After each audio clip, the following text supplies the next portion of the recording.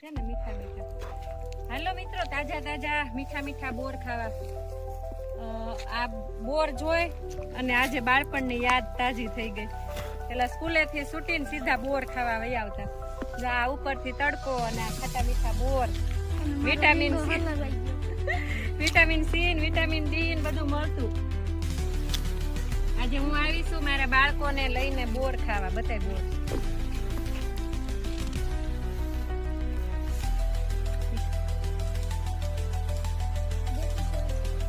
નાના હતા ને ત્યારે આવે તો બોર ખાતા એટલે વિટામિન ડી ને વિટામિન સી ને કોઈ દી ઘટતું જ નહીં.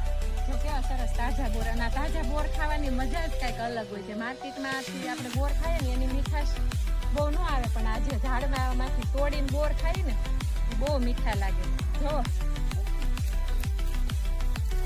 ઘરે જઈને આ બોરને ધોઈને અને આમાં મીઠું રાખીને અમે નાના હતા ને તો મૂકી દેતા ને પછી મીઠાવાળા બોર ખાવાની બહુ મજા આવતી. મારી ઘોડે કોણે કોણે બોર વીણીને ખાધા છે તે કમેન્ટ કરજો.